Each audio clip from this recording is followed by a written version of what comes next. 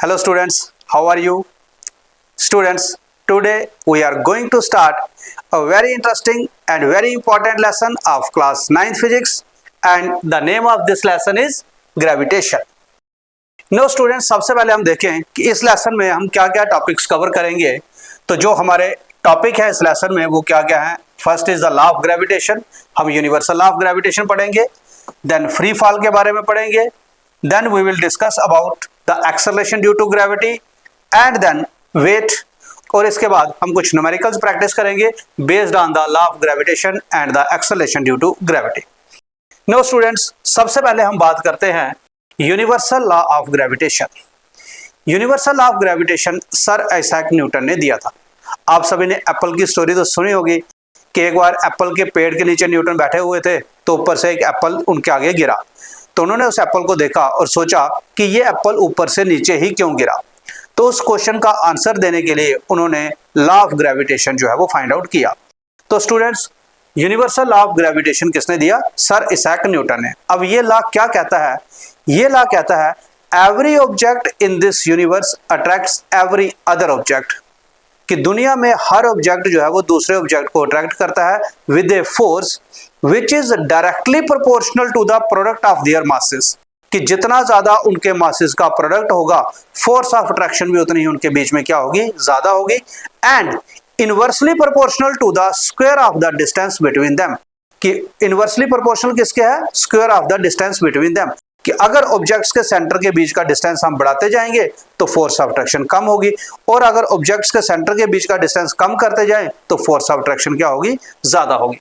So this law states that every object in this universe attracts every other object with a force which is directly proportional to the product of the masses of the object and inversely proportional to the square of the distance between them, कि जितना object के masses का product जितना ज्यादा होगा force of attraction उतनी ज्यादा होगी, और अगर उनके बीच में अगर ऑब्जेक्ट के बीच का डिस्टेंस ज्यादा होगा तो फोर्स ऑफ अट्रैक्शन क्या होगी? कम होगी।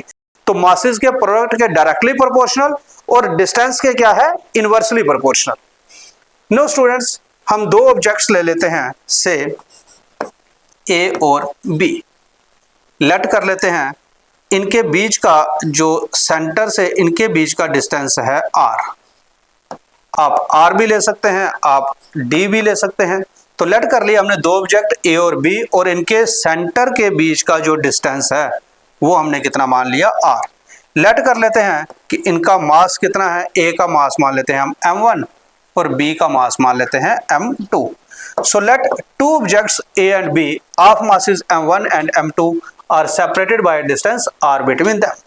Then according to universal law of gravitation, force is directly proportional to the product of their masses, कि जितना इनके मासेस का प्रोडक्ट जितना ज्यादा होगा फोर्स ऑफ अट्रैक्शन भी क्या होगी? इतनी ही ज्यादा। ये इक्वेशन फर्स्ट मान लेते हैं। And force is inversely proportional to the square of the distance between them, कि अगर इन ऑब्जेक्ट्स के बीच का डिस्टेंस ज्यादा हो गया तो फोर्स क्या होगी? कम, और अगर डिस्टेंस कम है तो फोर्स ऑफ अट्रैक्शन क्या होगी? ज्यादा। तो हमने r को इन्वर्स कर लिया। Force is inversely proportional to the square of the distance between them. Let it be equation second.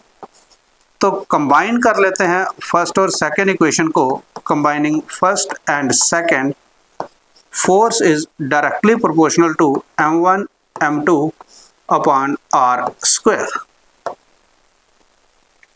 और F is equal to g m1 m2 upon r square. Now students, हमने proportionality के sign को हटा के हमने क्या लगाया? g, capital G। Student ये जी याद रखना है कि हमने यहाँ पे कौन सा जी लगाना है? कैपिटल, स्मॉल जी नहीं लगाना है।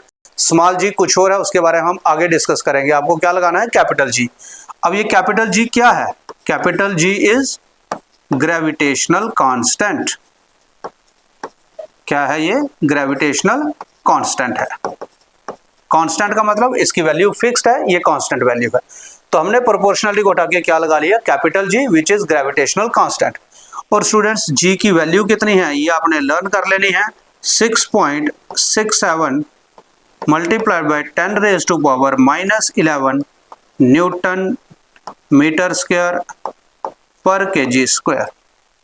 तो g की वैल्यू मींस ग्रेविटेशनल कांस्टेंट की जो वैल्यू है वो क्या है 6.67 multiplied by 10⁻⁻11 newton metre square पर केजी स्क्वायर। ये जो न्यूटन मीटर स्क्वायर पर केजी स्क्वायर है ये क्या है, यूनिट है किसका, ग्रेविटेशनल कांस्टेंट का। अगर हम देखें कि ये ग्रेविटेशनल कांस्टेंट का यूनिट कैसे आया, तो हमारे पास फार्मूला क्या है फोर्स का, ग्रेविटेशनल फोर्स का फार्मूला आ गया g m1 m2 upon r square, और g किसके बराबर हो गया f into R square upon m1 multiplied by m2। अब f मीन्स फोर्स, फोर्स का यूनिट क्या है newton, r is the distance, distance का यूनिट क्या होता है मीटर, तो r स्क्वायर मतलब हो गया मीटर का स्क्वायर अपॉन मास का यूनिट, मास का ऐसा यूनिट क्या है किलोग्राम मल्टीप्लाइड बाय किलोग्राम, दो मास है मास इंटू मास, तो ये क्या बन गया हमारा newton metre square upon KG square. तो ग्रेविटेशनल कांस्टेंट का जो यूनिट है वो क्या है हमारा न्यूटन मीटर स्क्वायर पर केजी स्क्वायर। तो g की वैल्यू क्या हो गई 6.67 इंटू 10⁻⁻11 न्यूटन मीटर स्क्वायर पर KG square. So students this is the universal law of gravitation. ये आपने अच्छे से लर्न कर लेना है, एग्जामिनेशन पॉइंट ऑफ व्यू से बहुत ही ज्यादा ये इंपॉर्टेंट टॉपिक है।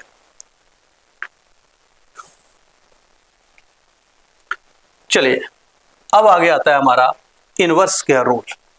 नो स्टूडेंट्स, हमने पढ़ा कि force is inversely proportional to the square of the distance between them, कि जितना ज्यादा डिस्टेंस होगा फोर्स ऑफ अट्रैक्शन ऑब्जेक्ट्स के बीच में उतनी कम होगी, और अगर डिस्टेंस कम होगा तो फोर्स ऑफ अट्रैक्शन उतनी क्या होगी ज्यादा होगी। अब हमारा जो रूल है inverse square, that is f is inversely proportional to the square of distance between them. अब f is inversely proportional to d square या r स्क्वायर भी लिख सकते हैं।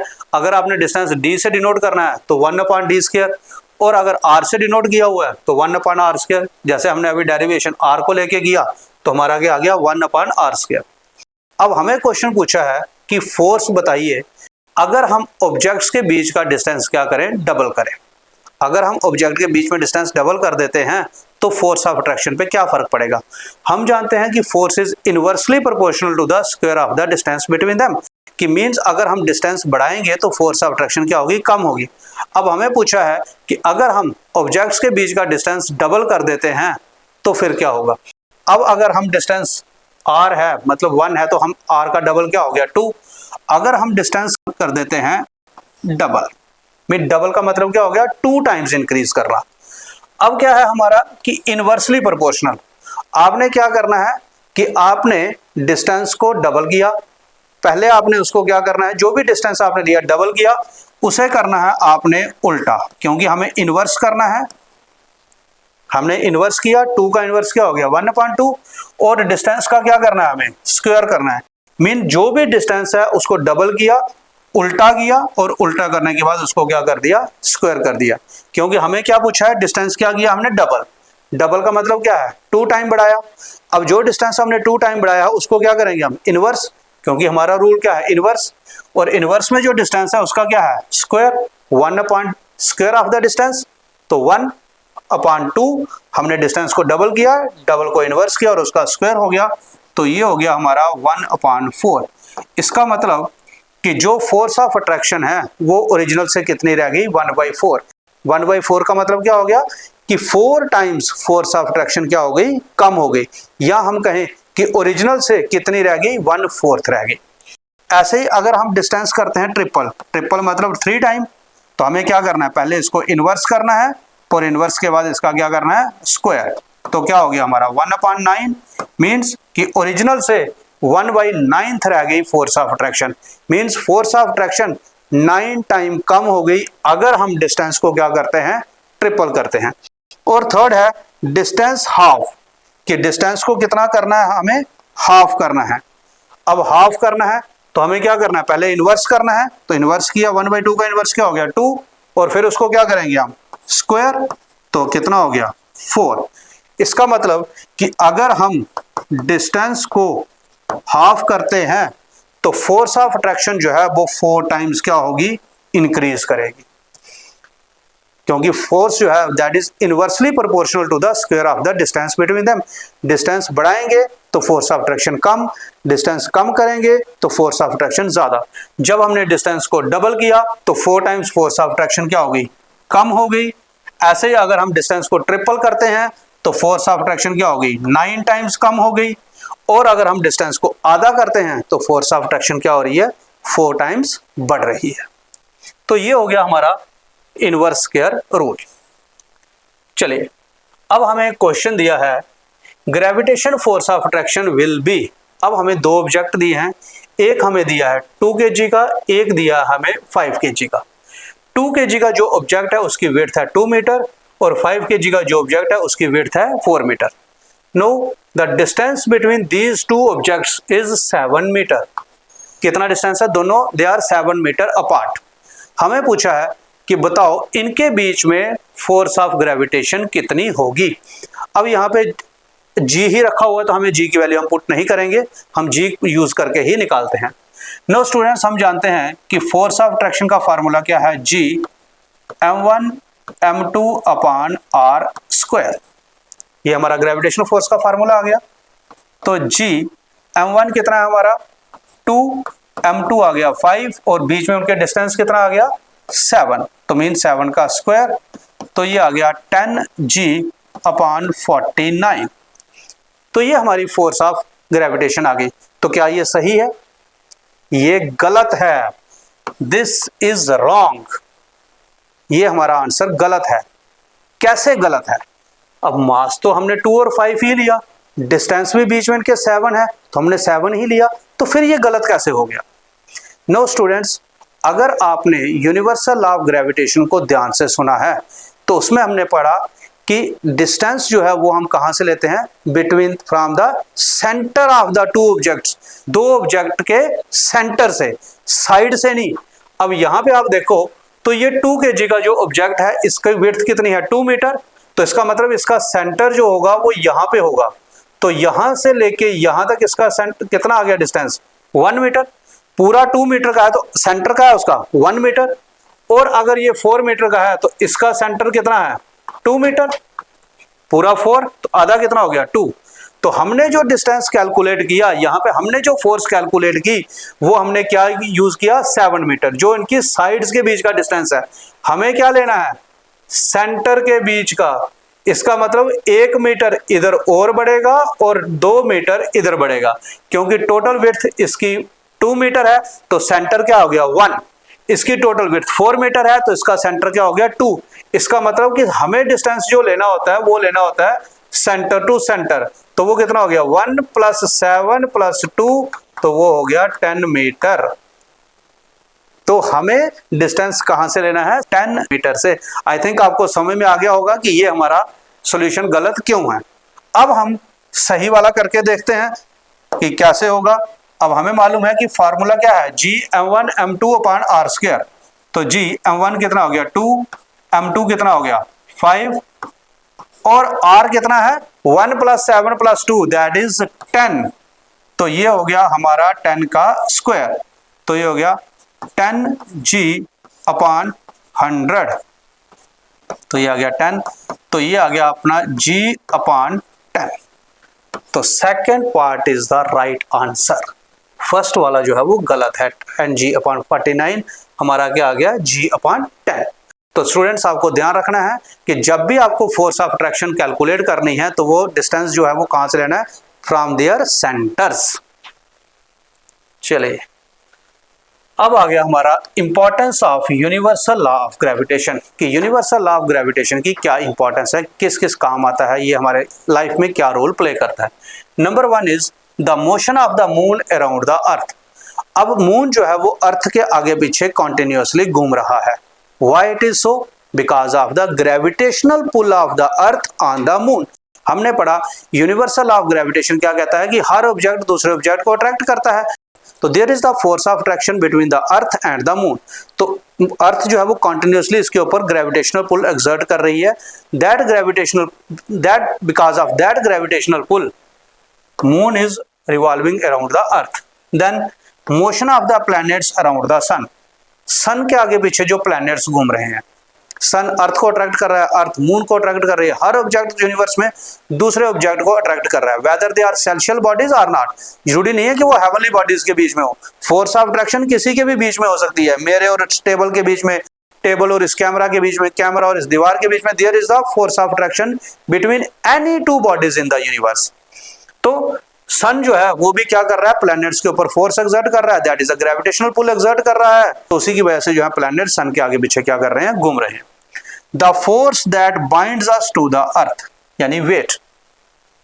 अब हम जमीन पर खड़े हैं, अगर अर्थ का ग्रेविटेशनल पुल ना हो तो हम क्या होंगे, हवा में होंगे।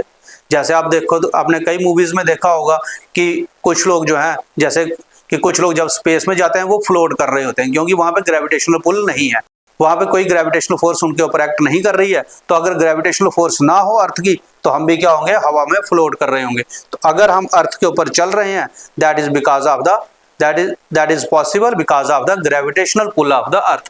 तो हम जो अर्थ पे हैं, that is because of the gravitational pull, that is the gravitation। then the tides due to the moon and the sun। अब जो ओशंस में या सीज में बड़ी बड़ी टाइड्स आती हैं, that is again because of the gravitational pull between the moon and the water. तो क्या कर रहा है कि मून जो है वो उनको क्या कर रहा है, वाटर को अट्रैक्ट कर रहा है, जिसकी वजह से वहां पे क्या आते हैं, टाइड्स आती हैं। So students, this is the importance of universal law of gravitation. No students, अब एक क्वेश्चन आ गया हमारे पास, earth attracts moon due to gravitational force, does moon also attract earth? If yes, then why does Earth not move towards the moon? No students, universal law of gravitation क्या कहता है कि हर ऑब्जेक्ट दूसरे ऑब्जेक्ट को attract कर रहा है। तो इसका मतलब मून जो है वो अर्थ को अट्रैक्ट कर रहा है। तो yes, the moon attracts the earth with the exact same gravitational force that earth attract the moon, क्योंकि न्यूटन का थर्ड लॉ है, to every action there is equal and opposite reaction. तो जितनी फोर्स मून अर्थ पे लगा रहा है उतनी फोर्स अर्थ क्या कर रही है, मून पे लगा रही है। जितनी फोर्स ऑफ ग्रेविटेशन अर्थ ने मून पे एक्सर्ट की, उतनी फोर्स ऑफ अट्रैक्शन मून ने किस पे एक्सर्ट की, अर्थ के ऊपर। The earth does not move toward the moon because it is रफली 81 times more massive than the moon. Earth का मास मून से लगभग 81 टाइम्स ज्यादा है। हमने न्यूटन का सेकंड लॉ पढ़ा कि acceleration is inversely proportional to the mass of the object if same force is applied. अगर हम सेम फोर्स अप्लाई कर रहे हैं और ऑब्जेक्ट का अगर मास ज्यादा है तो एक्सेलरेशन क्या होगा, कम प्रोड्यूस होगा, और जिस ऑब्जेक्ट का मास कम है उसमें एक्सेलरेशन क्या होगा, ज्यादा होगा। So for a given force more is the mass laser will be the acceleration. तो जितना मास ज्यादा होगा एक्सेलरेशन उतना ही क्या होगा, कम होगा। तो अर्थ का मास मून से 81 टाइम ज्यादा है, तो फोर्स तो लगा रहे हैं, जितनी अर्थ मून पे लगा रही है उतना ही मून अर्थ पे लगा रहा है, फोर्स सेम लग रही है, लेकिन अर्थ का मास 81 टाइम ज्यादा है। तो मास ज्यादा है इसलिए एक्सेलरेशन बड़ा कम प्रोड्यूस होगा, नेग्लिजिबल प्रोड्यूस होगा। सो the moon's pull causes a negligible small microscopic acceleration on the earth। तो मून के फोर्स ऑफ अट्रैक्शन की वजह से अर्थ के बीच में माइक्रोस्कोपिक या नेग्लिजिबल एक्सेलरेशन प्रोड्यूस होता है, इसलिए अर्थ जो है वो मून की तरफ अट्रैक्ट नहीं हो रही। तो यूनिवर्सल लॉ ऑफ ग्रेविटेशन की वजह से एक दूसरे को वो अट्रैक्ट तो कर रहे हैं, जितनी फोर्स अर्थ मून पे लगा रही है उतनी ही मून अर्थ पे लगा रहा है, लेकिन एक्सेलरेशन जो है वो डिपेंड करता है मास के ऊपर। तो जितना ज्यादा मास होगा फोर्स का, जितना ज्यादा मास होगा एक्सेलरेशन उतना कम प्रोड्यूस होगा अगर हम सेम फोर्स लगा रहे हैं। तो अर्थ ने जितनी फोर्स मून पे लगाई उतनी मून ने अर्थ पे लगाई। अर्थ का मास 81 टाइम्स ज्यादा, तो इसलिए मास ज्यादा तो एक्सेलरेशन क्या होगा, कम प्रोड्यूस होगा, इसलिए अर्थ जो है वो मून की तरफ नहीं जाती है। Then next question is, if the gravitational force due to earth becomes zero, will the moon still keeping moving around the earth? अगर ग्रेविटेशनल फोर्स जीरो हो जाए तो क्या मून तब भी चक्कर लगाता रहेगा अर्थ के आगे पीछे? तो वो नहीं लगाएगा। क्यों? क्योंकि जो फोर्स उसके ऊपर लग रही है, जो उसे घुमा रही है, जब वो खत्म हो जाएगी, तो फोर्स अगर खत्म हो जाए तो आपने पढ़ा न्यूटन का फर्स्ट लॉ ऑफ मोशन कि due to inertia of direction कोई भी बॉडी जो है वो अपनी डायरेक्शन को मेंटेन करके रखती है। अब अगर मून सर्कुलर पाथ में घूम रहा है, अब जो फोर्स उसको घुमा रही है, जिस फोर्स की वजह से घूम रहा है, अगर वो फोर्स खत्म हो जाए तो जिस पॉइंट पे खत्म होगी तो मून उसके टेंजेंट जो है वो दूसरी तरफ निकल जाएगा। जैसे अगर ऐसे घूम रहा है, ऐसे अगर घूम रहा है तो यहाँ पे अगर फोर्स नहीं खत्म हो जाती है तो मून ऐसे निकल जाएगा, अगर इधर पहुंचते हुए यहाँ खत्म होती है तो मून इस तरफ निकल जाएगा। तो मून जो है वो क्या करेगा, स्ट्रेट लाइन पाथ फॉलो करेगा due to law of inertia. So the moon will not keep moving around the earth. If Earth's gravitational pull suddenly becomes zero, the centripetal force holding the moon in its curved orbit disappears. And according to Newton's first law, the motion will immediately drift away into the space, traveling in a straight line tangent to its orbit. Now students, अब यहाँ पे हमने एक और word use किया, that is the centripetal force. Now students, centripetal force क्या होती है? अब अगर एक हम धागे से एक पत्थर को बांधें और ऐसे ऐसे अगर हम उसे घुमाएं सर्कुलर पाथ में, तो आप देखेंगे कि धागा जो है वो क्या होगा, सीधा होगा। पत्थर बाहर जाने की कोशिश कर रहा है, अगर हम उसे धागे को घुमाते घुमाते छोड़ दें तो पत्थर क्या कर रहेगा, वो जहां पे भी छोड़ेंगे वो टेंजेंट निकल जाएगा। पत्थर तो बाहर जाने की कोशिश कर रहा है, लेकिन एक फोर्स जो है वो अंदर की तरफ एक्ट कर रही है जो उस धागे को सीधा करके रखी है। That force is called as the centripetal force. तो centripetal force is a centre seeking force that acts on an object moving in a circular path. It directs inward, ये अंदर की तरफ एक्ट करती है। जैसे ये बॉल सर्कुलर पाथ में घूम रहा है तो जो फोर्स अंदर की तरफ आ रही है that is the centripetal force, perpendicular to the object's motion, constantly changing its direction to keep it in a movable circular rather than a straight path। तो जो फोर्स ऑब्जेक्ट को सर्कुलर पाथ में घुमा रही है और वो सेंटर की तरफ अट्रैक्ट होती है, जो सेंटर की तरफ एक्ट करती है, उस फोर्स को क्या कहते हैं, सेंट्रीपिटल फोर्स। अब सेंट्रीपिटल फोर्स की वजह से ऑब्जेक्ट सर्कुलर पाथ में घूम रहा है। अब अगर ग्रेविटेशनल पुल खत्म हो जाए तो सेंट्रीपिटल फोर्स क्या होगी, नेग्लिजिबल, मतलब सेंट्रीपिटल फोर्स क्या हो जाएगी, डिसअपियर, खत्म हो जाएगी। अब उसी सेंट्रीपिटल फोर्स की वजह से ऑब्जेक्ट सर्कुलर पाथ में था, जैसे ही फोर्स खत्म हुई तो ऑब्जेक्ट क्या होगा, अपने टेंजेंट, अगर यहाँ पे बॉल होगा तो यहाँ से टेंजेंट, अगर यहाँ पे होगा तो यहाँ से टेंजेंट, अगर यहाँ पे होगा तो यहाँ से टेंजेंट। तो जब सेंट्रीपिटल फोर्स खत्म हो जाएगी तो जो सर्कुलर पाथ में जो ऑब्जेक्ट घूम रहा है तो वो अपने टेंजेंट में स्ट्रेट पाथ में चला जाएगा because of the Newton's first law of motion. तो ऐसे ही अगर धरती चांद को अपने आगे पीछे घुमा रही है, अगर ये सेंट्रीपिटल फोर्स खत्म हो जाए तो क्या होगा, चांद जो है, मून जो है वो टेंजेंशियल डायरेक्शन में स्ट्रेट कहीं को स्पेस में निकल जाएगा। नाउ स्टूडेंट्स, अब हमारा नेक्स्ट इंपॉर्टेंट टॉपिक आ गया वेट। अब वेट क्या है, अगर मैं आपसे पूछूं कि आपका वेट कितना है तो कोई कहेगा मेरा वेट 40 किलो है, कोई कहेगा मेरा वेट 50 किलो है, कोई कहेगा मेरा वेट 60 किलो है। तो वो जो आप बता रहे हैं 40 kilo, 50 kilo, 60 kilo, that is not your weight, that is your mass। वो क्या है, मास है। वेट क्या है, weight is a force with which earth attracts the object towards a centre, कि जिस फोर्स से अर्थ जो है वो किसी भी बॉडी को अपनी तरफ खींच रही है, अपने सेंटर की तरफ खींच रही है, that is the weight. Weight क्या है, फोर्स। और जो आप बता रहे हैं दैट इज द क्वांटिटी, वो आप क्या बता रहे हैं, क्वांटिटी ऑफ मैटर। वो क्या है, क्वांटिटी ऑफ मैटर। तो क्वांटिटी ऑफ मैटर जो है वो क्या होता है, मास होता है, ना कि वेट होता है। वेट क्या है, फोर्स।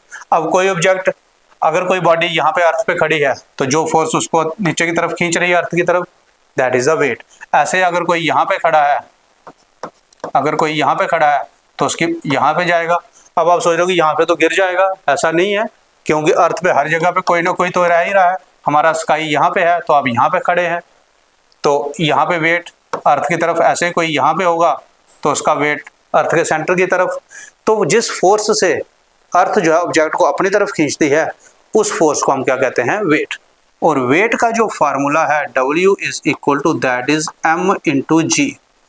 M क्या है, M is the mass of object, और G क्या है, G इज द एक्सेलरेशन